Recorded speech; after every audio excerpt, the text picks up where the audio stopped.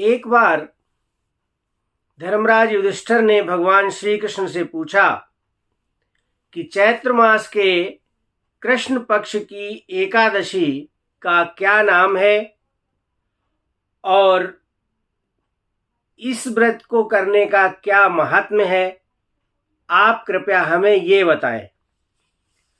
तब भगवान श्री कृष्ण ने कहा कि हे राजेंद्र सुनो, इस विषय में मैं आपको एक पाप नाशक उपाख्यान सुनाऊंगा जिसे चक्रवर्ती नरेश मानधाता के पूछने पर महर्षि लोमस ने सुनाया था।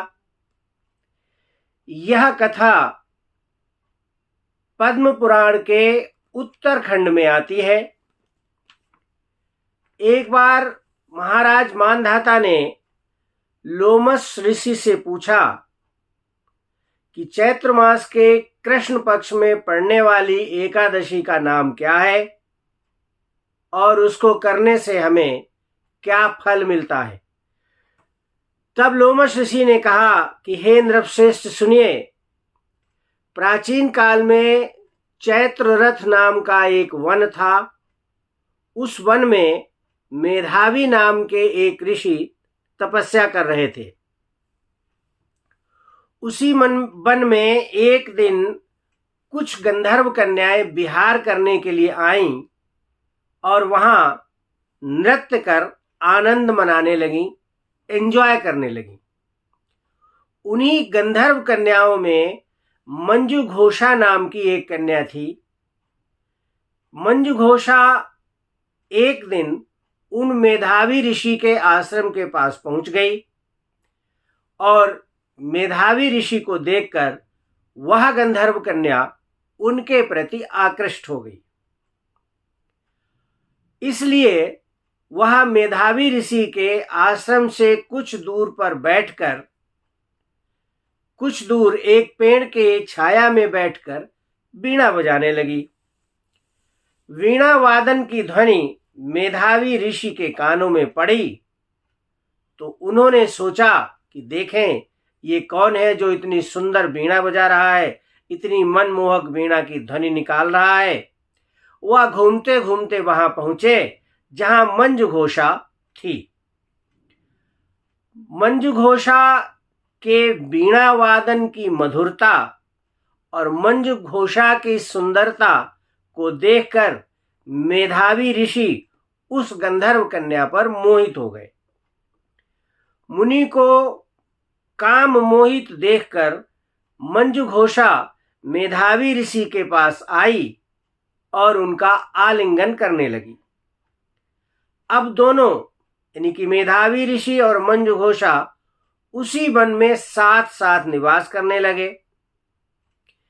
मंजू घोषा के साथ रमण करने के कारण मेधावी ऋषि का मुनि जनोचित जो सदाचार था वह लोप हो गया, लुप्त हो गया। और इस तरह इन दोनों यानी मंजू घोषा और मेधावी ऋषि को साथ साथ रहते हुए लगभग 57 वर्ष बीत गए।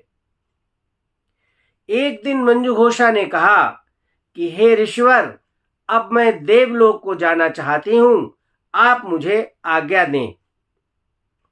तब मेधावी ऋषि ने कहा कि अभी आप सवेरे सब ही तो आई हो और कम से कम आज की संध्या तो हो जाने दो, संध्या हो जाए उसके बाद फिर तुम चली जाना। तब मंजू घोषा बोली कि मुनिवर, अभी तक कितनी संध्या बीत गई हैं, आप उस पर तो विचार करो। मंजू घोषा की बात सुनकर के मेधावी ऋषि को बड़ा आश्चर्य हुआ। वो बोले कि अपने बीते हुए समय का अगर हिसाब लगाया जाए तो हम लोगों को साथ साथ रहते हुए 57 वर्ष बीत गए हैं। उन मेधावी ऋषि ने सोचा कि 57 वर्ष से मैंने कोई तपस्या नहीं की है और इस गंधर्व कन्या ने मेरी तपस्या भंग की है। इसलिए उन मेधावी ऋषि ने मंजू घोषा पर क्रोध करते हुए उसको श्राप दे दिया कि जाओ हे पापिनी, तू पिशाची हो जा।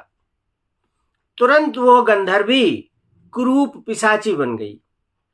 वहां तब मंजू घोषा ने मेधावी ऋषि से प्रार्थना की कि हे विप्रवर, आपने मुझे श्राप तो दे दिया है, लेकिन इस श्राप के उद्धार का भी कुछ उपाय हमें बताइए।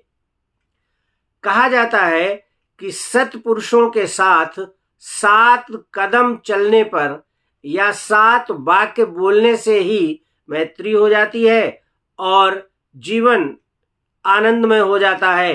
तो हम लोग तो 57 वर्ष साथ साथ रहे हैं, और इसलिए हे प्रभु, आप मुझ पर कृपा कीजिए और मेरे पाप के उद्धार का कोई उपाय बताइए। तब मेधावी ऋषि ने कहा कि चैत्र मास के कृष्ण पक्ष में जो एकादशी तिथि आती है, उस एकादशी का नाम पाप मोचनी एकादशी है। वह एकादशी सभी पापों का नाश करती है और उस एकादशी का व्रत रहने से तुम्हें इस पिशाचपन से मुक्ति मिल जाएगी, तुम्हें पिशाचपन से छुटकारा मिल जाएगा। और इतना कह करके मेधावी ऋषि वहां से चले गए। चलते चलते वह अपने पिता च्यवन ऋषि के आश्रम में पहुंचे और च्यवन ऋषि के आश्रम में जाकर के उन्होंने अपने पिता को सारा वृत्तांत कह सुनाया। च्यवन ऋषि ने अपने पुत्र मेधावी ऋषि का वृत्तांत सुनकर के मेधावी से कहा कि बेटा, तुमने बहुत बड़ा पाप किया है। तो मेधावी ऋषि बोले कि अब मुझे इस पाप से उद्धार का कोई उपाय बताइए। तब च्यवन ऋषि ने कहा कि चैत्र मास के कृष्ण पक्ष में जो एकादशी आती है, उस एकादशी का नाम पाप मोचनी एकादशी है। अगर तुम पाप मोचनी एकादशी का व्रत करोगे तो तुम्हें अपने पाप कर्मों से मुक्ति मिल जाएगी। अपने पिता की बात सुनकर के मेधावी ऋषि ने पाप मोचनी एकादशी का व्रत किया और उधर मंजू घोषा ने भी मेधावी ऋषि की बात मानकर पाप मोचनी एकादशी का व्रत किया। उस व्रत के फलस्वरूप मेधावी ऋषि की तपस्या पुनः वापस आ गई और वो पुण्य कर्मों से परिपूर्ण हो गए। और इसी तरह मंजू घोषा नाम की अप्सरा भी पाप मोचनी एकादशी का व्रत करके पिशाच योनि से मुक्त होकर के दिव्यलोक चली गई और पुनः अप्सरा बन गई। भगवान कृष्ण ने युधिष्ठिर को बताया कि इस पाप मोचनी एकादशी का जो व्रत करता है उसे सहस्र गोदान का फल प्राप्त होता है। ब्रह्म हत्या, सुवर्ण की चोरी, सुरापान, गुरुपत्नी गमन करने वाले महापातकी को भी इस व्रत को करने से पाप से मुक्ति मिल जाती है।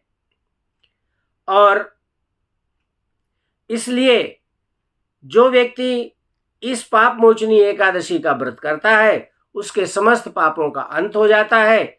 और इस तरह यह पाप मोचनी एकादशी की व्रत कथा संपन्न हुई। मुझे उम्मीद है कि ये एकादशी व्रत कथा आपको पसंद आई होगी। अगर पसंद आई है तो कृपया मेरे वीडियो को लाइक, शेयर और कमेंट करें और मेरे YouTube चैनल भक्ति भास्करम को सब्सक्राइब करना ना भूलें। वीडियो अंत तक देखने के लिए धन्यवाद। नमस्कार।